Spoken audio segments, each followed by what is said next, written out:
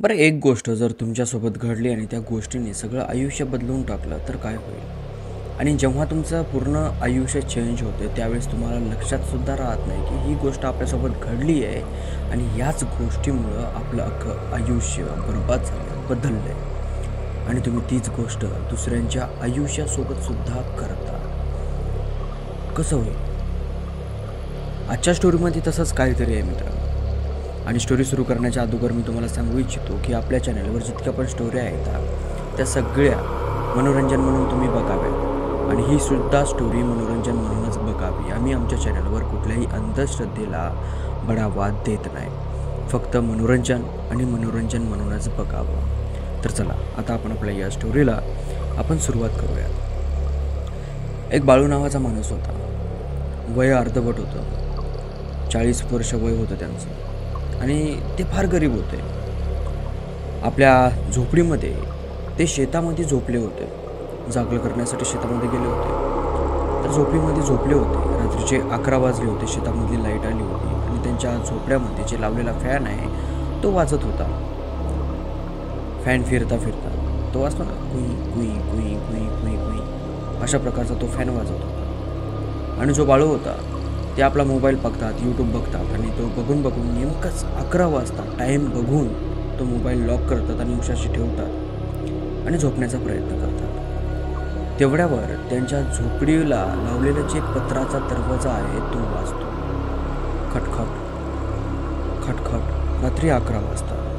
आता बाळूला माहीत असतं की या टायमाला आपल्या आखाड्यावर कोणी येऊ शकत नाही. मग बाळू आतूनच हाक मारतो, कोण आहे?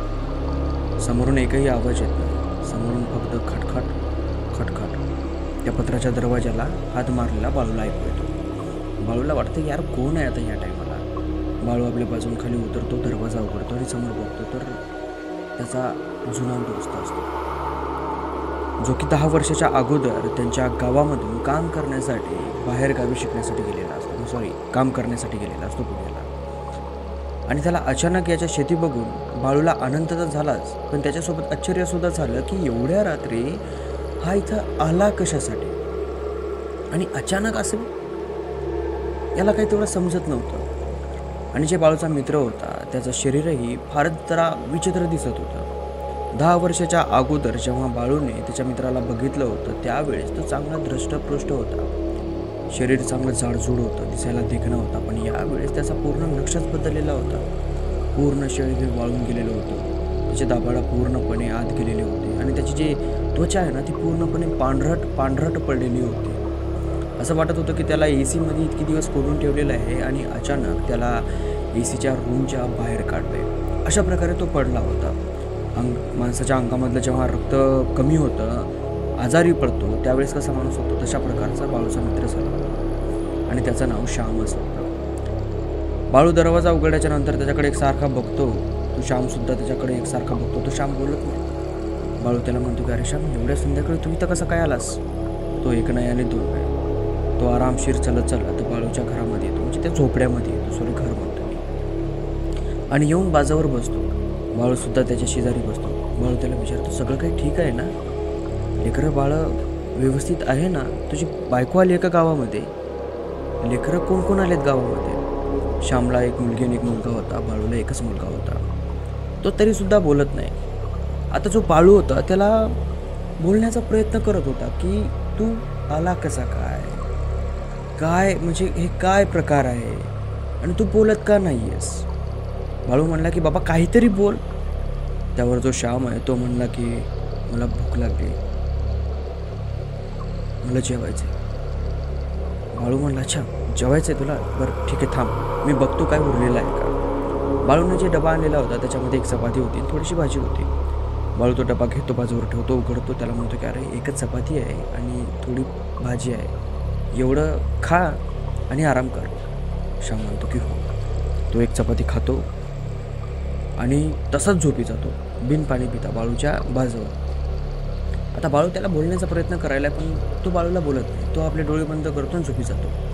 बाळूला थोडासा विचित्र प्रकार वाटतो की यार हे असं का होतं आणि कशामुळे होतं. आणि बाळू असा विचार करतो की हे श्याम असं वागतोय का? पहिले तर असा नव्हता. चांगला खेळत हसत बोलायचा, मजाक मस्करी करायचा, बडबड जास्त करायचा. पण यावेळेस असा एकदम असा चुपचुप का आहे, तो बोलत का नाही आहे. नंतर बाळूला वाटलं की हां काहीतरी मोठं कांड झालं असेल किंवा घरी भांडणं करून आला असेल, त्यामुळे थोडंसं टेन्शनमध्ये बोलत नसेल. बाळू त्याच्या शेजारी झोपी जातो. आता झोपी गेल्याच्या नंतर बाळू एक गोष्ट नोटीस करतो. जेव्हापासून श्याम त्याच्या आखाड्याच्या समोर आला, जेव्हापासून श्याम त्या जागेवर आला, तेव्हापासून बाळूच्या आखाड्यावरचे जे 2 कुत्रे होते ना, ते एकसारखे श्यामला भुकत होते. एकसारखे. ते कधीच एवढं भुकत नसतं कोणाला, पण यावेळी श्यामला खूपच जास्त भुकत होते. दम खातच नव्हतं, चालूच त्यांचं हो हो हो हो हो हो हो हो एकसारखं. बाळू 2दा-3दा ओरडला त्या कुत्र्यांवर, तरीसुद्धा ते गप्प बसत नव्हते. ते सगळेजण, ते दोन्ही कुत्रे त्या श्यामकडे बघूनच भुकायचे. बाळूने आपल्या त्या याचा दरवाजा लावला आणि त्या श्यामच्या शेजारी अंग टाकलं. बाळूचं अंग श्यामच्या अंगाला लागल्याच्या नंतर बाळू असा थोडा आश्चर्यचकित झाला आणि श्यामकडे बघितलं, कारण की श्यामचं जे शरीर होतं ना, ते पूर्णपणे थंडगार पडलेलं होतं. असं वाटत होतं की त्या फ्रीजरमध्ये डेड बॉडी ठेवतो ना आपण, तशातून ते उठून आलाय. आता बाळूला कळत नाहीये. बाळू त्याला विचारतो, का रे श्याम, तुझी शरीर एवढं थंडगार का लागते. श्याम चुपचाप डोळे बंद करून असा बसलेलाच, तो 1 नाही 2 नाही. मग नंतर बाळूने विचार केला की हां ठीक आहे, आपला मित्र गाडीवर आला असेल, थोडी थोडी थंडी आहे, थंड वारा आहे, त्याच्यामुळे थंडगार लागत असेल. आणि तिथे तो झोपी गेला. झोपी गेल्याच्या नंतर 1 ते 1.5 तासाच्या नंतर बाळूच्या कानावर कुत्रे ओरडण्याचा आवाज आला. जसे की कोणी कुत्र्यांना मारते. भुकणं ओरडणं वेगळं वेगळं असते. त्यांचा कुत्रे ओरडण्याचा आवाज आला. बाळूचे डोळे उघडे. बाळू इकडे बघतो, श्याम झोपलेल्या जागेवर, तर श्याम तिथं नव्हता. घराचा दरवाजा उघडा झालेला होता. बाळू आपल्या जागेवर उभा राहतो आणि श्यामला हाक मारतो, श्याम्या, श्याम्या कुठं गेलास तू. 1 नाही 2 नाही. बाळू आपल्या त्या झोपडीच्या बाहेर येतो आणि जिथं कुत्रे ओरडू लागले त्या जागेवर जाऊन बघतो. आता कुत्रे ना, श्यामचा आखाडा जो आहे ना, त्याच्या समोर एक बैलाचा आखाडा होता, श्यामच्याच बैलांचा आखाडा, म्हणजे ढोरांचा. आणि त्या ढोरांच्या आखाड्यामध्ये 2 कुत्रे राहायचे. तर जो बाळू आहे तो त्या आखाड्यामध्ये जातो आणि बघतो, तर ते जे 2 कुत्रे रडत होते, ओरडत होते, त्यांचे मृतदेह त्या दरवाजापाशी पडलेले आहेत आणि दोन्ही कुत्र्याच्या माना वेगळ्या वेगळ्या आहेत. हे पाहिल्याच्या नंतर बाळूच्या पायाखालची जमीन सरकते. चला तुम्ही इमॅजिनेशन करा ना, अचानक तुमच्या शेतचे कुत्रे असे मरतात आणि ते पण त्यांच्या माना वेगळ्या पडत आहेत आणि ते मरण्याच्या अगोदर जोरजोरात ओरडत आहेत, तर कसं वाटेल. भीती वाटेल ना. तसं श्याम बाळूला सुद्धा झालं. त्याला भीती वाटायला लागली. हा श्यामला बघायला लागला. याला सुरुवातीला वाटलं की अरे बाबा श्यामसोबत काही झालं काय, या कुत्र्याला मारलं, श्यामला कोणी मारलं काय, कोणी येऊन श्यामची तर काही नुकसान केलं नाही ना. तो आखाडच्या इकडे जाऊन बघतो, तिकडे जाऊन बघतो. आता एक्झॅक्ट त्याच टायमाला बाळूची जी बॅटरी होती ना, त्याची चार्जिंग उतरलेली होती. त्याचा प्रकाश काही जास्त पडत नव्हता, टिमटिम प्रकाश पडत होता. त्याने जितकं पाहता येईल तेवढं तो बघू लागला. आता इकडे तिकडे बघण्याच्या नादानादामध्ये त्याची नजर झोपड्यामध्ये गेली, जिथं ढोरं बांधलेले होते तिथं. आणि त्या सगळ्या मधात एक आकृती उभी राहिल्यासारखी दिसली होती. त्या ढोरांच्या मधात 2 म्हशी होत्या, 2 बैलं होती आणि एक गाय होती. इकडून 2 बांधलेले होते, इकडून 2 बांधलेले होते आणि जी गाय होती ती पण इकडे बांधलेली होती. तर त्या मधामध्ये एक आकृती उभी राहिल्यासारखी दिसली बाळूला, कोणीतरी उभा आहे म्हणून. मग त्याने आखाड्याच्या त्या तोंडवूनच मधात बॅटरी दाबली. आता बॅटरीचा उजेड तेवढा काही जास्त पडत नव्हता की स्पष्टपणे ओळखू येईल म्हणून, आणि तेवढाही डिम पडत नव्हता की समोर काय आहे ते न दिसेल म्हणून. अंदाज माणूस लावू शकतो. तर लावल्याच्या नंतर याला अंदाज लागला की जो श्याम आहे, माझा मित्र आहे, तो तिथं जाऊन उभा आहे आणि तो एकसारखा उभा आहे. बाळू त्याला आवाज मारतो, श्याम, अरे तिथं का उभा राहिलास तू. श्याम इकडे की रे. अरे माझ्या कुत्र्यांना कुणीतरी मारून टाकले रे. श्याम, ए श्याम. असा बाळू त्याला हाक मारतो, पण श्याम एका जागेवर असा स्थिर. बाळू हळूवार त्याच्या पूर्ण बॉडीवर बॅटरी दाबतो.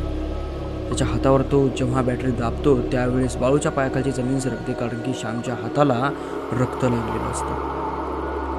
आता बाळू आरबळा हळूहळू हळूहळू हळूहळू त्या झोपड्यामध्ये जायला लागला की हे नेमकं मॅटर काय, यानं कुत्र्यांना मारलं का.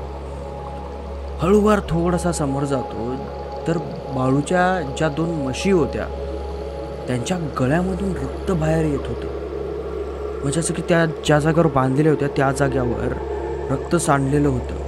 आणि श्यामचे जे आपल्या बाळूची जे 2 बैलं होती, जी गाय होती ती दावणीमध्ये उभी राहिली होती. जे असे उभे राहिले होते की त्या तिन्ही ढोरं या श्यामला भितायत. त्यांचा कासरा असा एकदम टाईट. आता त्यांच्या नाकामध्ये येसन असल्यामुळे त्यांना तेवढा जोर लावता नाही आला ढोरांना. नाहीतर ते आपले धान्य तोडून दोऱ्यात तोडून त्या आकड्यामधून बाहेर पळून गेले असत्या. एवढ्यात ताणून ते ढोरं उभे राहिले होते. नाकामधून रक्त निघू लागलं त्या ढोरांच्या. याने बॅटरीनं बघितलं आणि त्या म्हशीचं तसं पाहिल्याच्या नंतर याला कळना काय करावं आणि काय नाही. तो हा त्या श्यामच्या समोरून गेला आणि श्यामच्या तोंडावर बॅटरी दाबली. श्यामचं इथून खाली तोंड पूर्ण रक्तानं भरलेलं, त्याचे डोळे पूर्णपणे काळे भोर झालेले, त्याच्या दोन्ही हाताला रक्त लागलेलं, त्याच्या समोरचं जे शरीर आहे पूर्णपणे रक्तानं माखलेलं एकदम भयानक पद्धतीनं. बाळूला काय बोलावं काय कळत नव्हतं. बाळू श्यामला म्हणला, श्याम तू हे काय केलंस? तू असं का केलं श्याम? त्यावर श्याम बाळूला म्हणतो, मी म्हणलं होतं ना मला भूक लागली, मला जेवायचे. आणि इतकं बोलताच जो बाळू आहे तो तिथं चक्कर येऊन पडला. जेव्हा त्याला शुद्धीवर बाळू शुद्धीवर आला त्यावेळेस तिथं श्याम होता. सकाळ झालेली होती. त्याच्या आखाड्यामध्ये त्याची बायको, त्याचे लेकरं, शेजारी सगळेजण जमा झाले होते. आणि जो बाळू होतो तो त्याच्या बायकोच्या मांडीवर डोकं ठेवून होता. त्याला जाग आली. तो खटकर उठला जाग आल्याच्या नंतर. इकडे तो बघतो, श्याम श्याम. सगळेजण म्हणतात, श्याम श्याम श्यामाला काय इथं? बाळू म्हणतो, हा तो रात्री आला होता, त्यानं जे सगळं काय केले. आता जे सगळेजण आहेत ते इकडे तिकडे बघतात की काय केले. बाळू म्हणतो, अरे आपल्या तो म्हशीकडे बघितल्याच्या नंतर याला समजतं की म्हशी तर अजून पण तिथंच आहेत, त्यांना काहीच झालेलं नाही आहे. ते 2 कुत्रे जे संध्याकाळी मेले होते ते सुद्धा शुद्धीवर आहेत, त्यांनाही काही झालेलं नाही आहे. हा आपल्या डोक्यावर दोन्ही हात ठेवतो असे. आणि याला सुचत नाही की नेमकं झालं काय आणि काय नाही. त्याच्या बायकोला वाटतं की यांचं मानसिक संतुलन बिघडलेलं आहे. पण हा म्हणतो की नाही आहे, तसं नाही आहे. तो आला होता, श्याम आला होता माझ्या डोळ्यासमोर. त्याने आपल्या दोन्ही म्हशींचा गळा कापून खाल्ला होता आणि आपल्या दोन्ही कुत्र्यांना सुद्धा मारलं होतं त्याने. त्याच्या गोष्टीवर कोणी विश्वास केला नाही. डॉक्टर आले, त्याचा इलाज केला, औषध वगैरे त्याला गोळ्या वगैरे दिल्या आणि त्याला आराम करायला सांगितलं. 2 ते 3 दिवस जातात आणि 3 दिवसाच्या नंतर त्यांच्या गावामध्ये एक निरोप येतो की बाळूचा जो मित्र श्याम आहे तो वारला आहे. आणि तो त्याच दिवशी वारला ज्या दिवशी बाळूसोबत हा सगळा काय प्रकार घडला.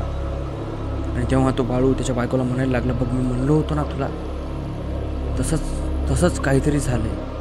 आणि जेव्हा त्या श्यामची डेड बॉडी घेऊन त्याची पूर्ण फॅमिली गावामध्ये येते त्यावेळेस जेव्हा बाळू त्याच्या डेड बॉडीला बघतो त्यावेळेस खरंच त्याला 100% प्रूफ येतं की हा काल आला होता तो श्यामच होता आणि त्यानं माझ्यासोबत बोलला. आणि काय झालं काय माहीत, पण तो आला होता.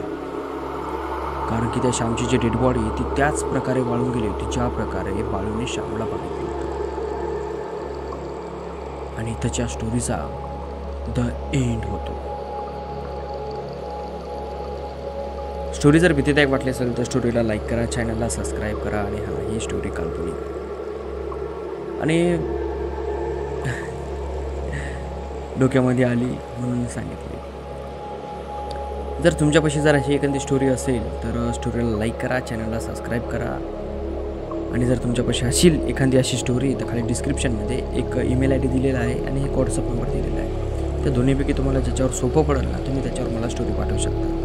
आणि हां, अजून एक स्टोरी मला आलेली आहे जी की शॉर्टकटमध्ये आहे, नांदेडच्या आसपासची घडलेली. ज्यांनी मला स्टोरी पाठवलेली त्यांनी काय त्यांचं नाव सांगितलेलं नाही आहे आणि त्यांनी हे सुद्धा सांगितलेलं नाही की ही स्टोरी कोण्या गावामध्ये घडलेली आहे. पण ही स्टोरी ॲक्च्युअलमध्ये रिअलमध्ये घडलेली आहे. एका गावामध्ये एक स्त्री होती जिचं नवीनच लग्न झालं होतं. आणि जेव्हा तिचं लग्न झालं त्यावेळेस तिच्या सासरी त्यांची जी गाय आहे ना ती जणली. त्या गायला वासरू झालं. तर तिच्या सासरचे जे म्हणले ती बाबा आमच्या पोराचं लग्न झालं, आमची सून घरामध्ये आले की डायरेक्ट आमची गाय पण जणली आणि गायला वासरूसुद्धा चांगलं झालं. तर त्यांचं म्हणणं झालं की आमची जे सून आहे ती साक्षात लक्ष्मीच्या पावलाने आमच्या घरामध्ये आली. तर त्या बिचारीचा पूर्ण लाड होता, पूर्ण लाडकी होती सासरच्या लोकांची, सगळा संसार सुखात थाटामध्ये चालत होता आणि तिला एक 10 वर्षाचं लेकरूसुद्धा झालं होतं पूर्ण. म्हणजे आयुष्य फार चांगलं चाललं होतं. 10 वर्षाचं एक लेकरू झालं आणि नंतर तिला दिवसासुद्धा होते. 3रा-4था महिना चालू असेल तिला. तर त्या दिवसांमध्ये तिच्या माहेरचे तिला आपल्या माहेरी घेऊन जातात आणि ती रोज संध्याकाळी ना, दिवस माळवता थोडंसं 5-6च्या दरम्यान ती बाहेर गावामध्ये फिरायची. हातपाय थोडेसे मोकळे करायची, मोकळ्या पटांगणामध्ये फिरायची. गर्भवती बाईला फिरायला पाहिजे, तेव्हा तिचं स्वास्थ्य थोडंसं चांगलं राहतं. तर अशा प्रकारे ती तिथं फिरायची. तर एका दिवशी संध्याकाळच्या टायमाला फिरता फिरता तिला अचानक जमिनीमधून आवाज आला की मला अजून जमिनीमध्ये राहायचं नाही आहे, मला वर यायचं आहे. आणि तो आवाज ऐकताच ती जी महिला आहे ती खाली जमिनीकडे बघते, तर तिच्या डोळ्यासमोर 4 ते 5 तांबे असे बाहेर पडलेले असतात, तांब्याचे तांबे. ती त्या 4 ते 5 तांब्याला उघडून बघते, तर त्याच्यामध्ये सोनं असतं. आता हे पाहिल्याच्या नंतर ती इकडे तिकडे बघते आणि ते सगळं जे आहे ते जमा करते, आपल्या पदरामध्ये बांधते आणि आपल्या घरी घेऊन जाते आईवडिलांच्या आणि त्यांना देते हे सगळं काय. ती तिच्या नवऱ्याला सांगत नाही ना, तिच्या नवऱ्याच्या आईवडिलांना सांगत नाही. आता तिथं त्यांनी ते सोनं घेतल्याच्या नंतर त्यांची परिस्थिती सुधारली. 1 महिन्यामध्ये त्यांनी खूप काही केलं आणि तिथं राहिल्याच्या नंतर तिनं असं ठरवलं की बाबा आपण आपल्या सासरी जाऊन एकदा यावं. मग ती त्याच्यामुळं पुन्हा सासरी आली आणि 1-2 महिने राहण्याचा तिथं निर्णय केला. 7व्या महिन्यामध्ये परत ती आपल्या बापाची इथं जाणार होती. तर ती जेव्हा सासरी आली आणि जेव्हा तिथे राहू लागली, तर ती कंप्लिटली 1 महिन्यामध्ये आजारी पडायला लागली आणि त्या आजारामध्ये तिचं जे वजन आहे ते फारच कमी व्हायला लागलं, खूपच कमी. इतकं कमी की नॉर्मल माणसानं जर तिच्याकडे पाहिलं तर असं म्हणालं ती किती वाढली पाहिजे. सगळे तिच्या अंगावर जे हाडकं बिडकं ते सगळे अशी हाडकंच दिसायचे, कातडं दिसायचं आणि त्याच्यामध्ये काही मांस दिसायचं नाही. कमीत कमी तिचं 30 ते 35 किलो वजन झालं असेल, इतकी हडकुळती झाली होती. आता ती तशी झाल्याच्यामुळे जे डॉक्टर होते ते म्हणू लागले की बाबा याचा गर्भपात करावा लागेल, गर्भ जर ठेवला तर यांची जी अवस्था आहे ती दुरुस्त होणार नाही. अनेक डॉक्टरांनी तिचा इलाज केला पण ते काही जमलं नाही आणि ती म्हणू लागली की नाही, माझा गर्भपात करायचा नाही आणि मला बाळाला जन्म द्यायचा आहे. तिचा हट्टही होता, तिच्या नवऱ्याची ही इच्छा होती, त्यामुळे तिने हट्ट धरला होती की मी गर्भपात करणार नाही.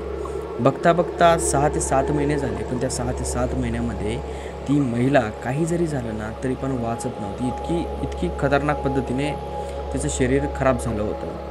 एक तिथं असाच तांत्रिक म्हणून माणूस आला आणि तो म्हणला की बाबा या महिलेचं या कारणामुळं अशी अवस्था झाली, हिला ते सोनं सापडलं आणि हे सोनं तिने उचललं आणि सरळ आईवडिलांना दिलं. पण त्या सोन्याला जे काही पाहिजे ते हिनं त्या सोन्याला दिलं नाही. त्यामुळे हिच्यासोबत हे सगळा काय प्रकार झालेला आहे आणि आता फार उशीर झालेला आहे. ही महिला 1 ते 1.5 महिन्यामध्ये वारते आणि जसं तो तांत्रिक म्हणला तसंच ती बिचारी महिला 1 ते 1.5 महिन्यामध्ये वारली. तिच्या पोटात असलेले लेकरू ते पोटातच वारलं. तर ही एक छोटीशी कहाणी होती, काही फार मोठी कहाणी नव्हती आणि जशी पाठवली तशीच मी तुम्हाला सांगितली. तर चला, आजच्या या व्हिडिओमध्ये तुम्हाला 2 छोट्या स्टोऱ्या सांगितल्या. स्टोऱ्या आवडल्या असतील तर स्टोरीला लाईक करा, चॅनलला सबस्क्राईब करा. भेटूया समोरच्या स्टोरीमध्ये. तोपर्यंत जय हिंद, जय महाराष्ट्र.